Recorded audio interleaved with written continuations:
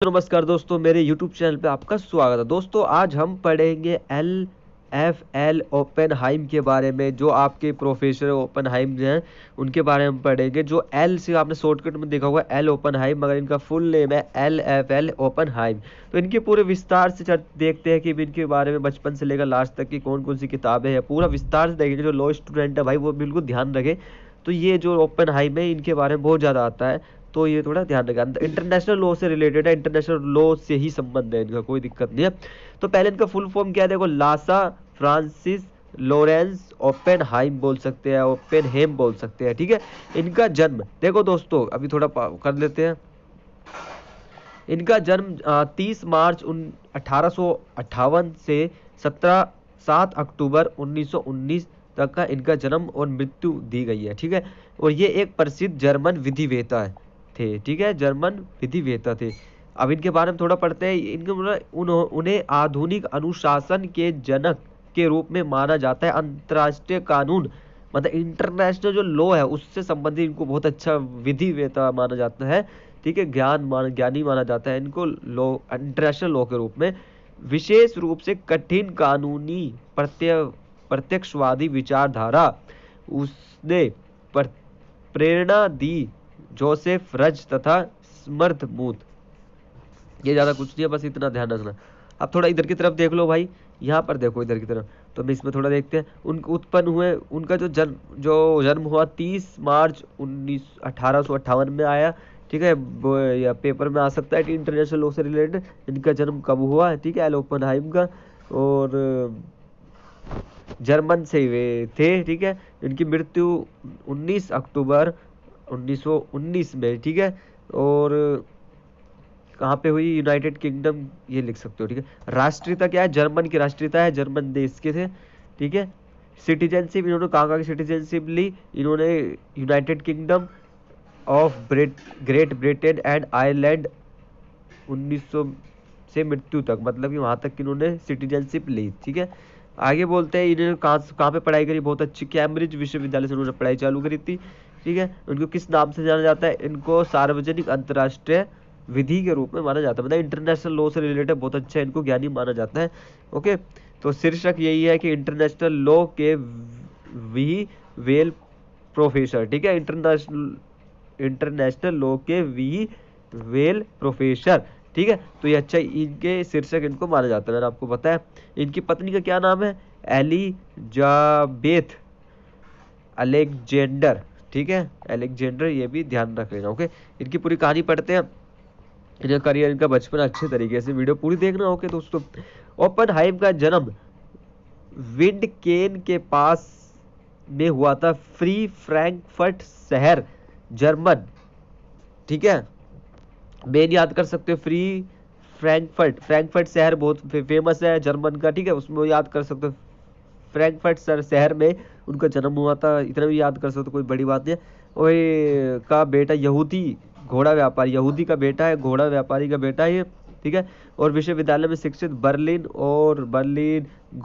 Göttingen, ठीक है, Heidelberg से यहाँ पर इन्होंने शिक्षा प्राप्त की है विश्वविद्यालय से।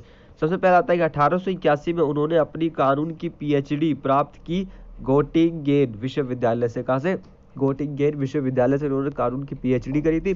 फिर उसके बाद 1883 में वह गया लिप्जिग गया, कहाँ गया, लिप्जिग गया विश्वविद्यालय, लिप्जिग विश्वविद्यालय में गया, जहाँ इन्होंने क्रिमिनल लॉ के प्रसिद्ध प्रोफेसर कॉल बाइंडिंग के शिष्य बने, ठीक है। तो उसकी PhD करने के बाद गोटिंगेन विश्वविद्यालय से फिर वो गया लिप्जिग गया विश्वविद्यालय, वहाँ पे क्रिमिनल लॉ के प्रसिद्ध प्रोफेसर कॉल बाइंडिंग के शिष्य बने हुए, ठीक, क्रिमिनल लॉ का अच्छा पढ़ाई करी उन्होंने। फिर 1885 में, दो साल का गैप दिया, 1885 में उन्होंने अपना काम पूरा किया। फिर वे फ्रीबर्ग विश्वविद्यालय, जब तक वह वहां नहीं चला गया, आपराधिक कानून पढ़ाया। बेशल विश्वविद्यालय 1992 में उन्होंने आपराधिक विश्व कानून को पढ़ाया, ठीक है। कहाँ पे पढ़ाया, बेशल विश्वविद्यालय में पढ़ाया उन्होंने 1892 तक। बेसल में ओपेनहाइम ने अपनी भी आपराधिक कानून पर काम किया।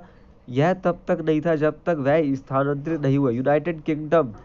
वह आपराधिक कानून में अंतर्राष्ट्रीय कानून की ओर मुड़ गया। मतलब जब वे यूनाइटेड किंगडम गए, मतलब यूके गए, ब्रिटेन गए, तो वहाँ पर इन्होंने आपराधिक कानून से, क्रिमिनल लॉ से फिर वे इंटरनेशनल लॉ की तरफ इन्होंने अपना रुख बदला। ठीक है, अब देखते हैं आगे। अब ये जो बोल रहा है ये, अब उसकी कहानी पढ़ते हैं इसी में ही, मतलब जब वे यूनाइटेड किंगडम में गए अपना जीवन और करियर के बारे में। ठीक है, फिर बोलता है 1895 में ओपनहाइम यूनाइटेड किंगडम चले गए। ठीक है, यूनाइटेड किंगडम ब्रिटेन चले गए। 1900 में नागरिकता प्राप्त की, 1900 में नागरिकता प्राप्त की और उनकी मृत्यु वहीं पर ही हुई। ठीक है, फिर आगे बोलते हैं, आगे क्या बोल रहे हैं इसमें। उन्होंने सबसे पहले व्याख्यान दिया लंदन स्कूल ऑफ इकोनॉमिक्स और 1908 में बन गया इंटरनेशनल लॉ के वीवेल प्रोफेसर में कैम्ब्रिज विश्वविद्यालय। ठीक है, मेन इनको जो माना जाता है, इनको इंटरनेशनल लॉ से ही माना जाता है, ये ध्यान रखना। इंटरनेशनल लॉ ये इन्होंने स्टार्टिंग जो फेमस हुए थे ये कैम्ब्रिज विश्वविद्यालय से हुए थे। वह अंतर्राष्ट्रीय ख्याति प्राप्त लेखक है। इन्होंने इंटरनेशनल लॉ, इंटरनेशनल पर, अंतर्राष्ट्रीय पर अपने लिखी, मतलब कि लेखक के रूप में भी काम करे। उन्होंने बहुत किताबें भी लिखी है। ठीक है, अंतर्राष्ट्रीय कानून एक ग्रंथ जिसका पहला संस्करण, इन्होंने अंतर्राष्ट्रीय कानून का एक जो किताब है जो पहला संस्करण जो इन्होंने दिया था 1905 से लेकर 1906 में प्रकाशित हुआ था इनका। ठीक है, संस्करण जो उन्होंने लिखा था अंतर्राष्ट्रीय कानून के ऊपर।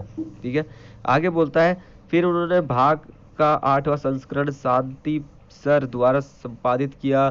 ठीक है, तो ऐसे 9वें, तो अलग अलग जो इन्होंने जो अलग अलग जो विधि वेता है, अलग अलग ज्ञानी, इन्होंने अपने अपने ग्रंथ में इनकी आगे संकरण को बढ़ाया। ठीक है, तो इस तरीके से तो इनका यही है, ये ओपनहाइम द्वारा किताबें हैं, जो मेन किताब है आपको पता ही है। ठीक है, अंतर्राष्ट्रीय कानून के बारे में ये किताब है, उनकी बहुत सारी किताबें देख सकते हो। ठीक है, नाम भी बड़े बड़े, कोई दिक्कत वाली बात नहीं। ये अंतर्राष्ट्रीय भविष्य के बारे में, अंतर्राष्ट्रीय लॉ के बारे में, तो ये आपको अच्छा लगा होगा। ओपनहाइम के बारे में, एल ओपनहाइम प्रोफेसर, तो ये बहुत ही ज़्यादा बार दिखने को मिलता है। ये ध्यान रखना, अंतर्राष्ट्रीय लॉ में बहुत इनका बहुत महत्व है। इंटरनेशनल लॉ के वी वेल प्रोफेसर कहा जाता है, ध्यान रखना। ओके, तो वीडियो अच्छी लगी होगी तो वीडियो को लाइक करें, शेयर करें, कमेंट करें। कमेंट में लिखिए आपको कौन से प्रोफेसर या कौन से ज्ञानी, कौन से विद्वान के बारे में आपको जानना है। ठीक है, तो ये जो क्वेश्चन है वो हर बार आता है। ओके, तो सब्सक्राइब जरूर करें। ओके, धन्यवाद दोस्तों।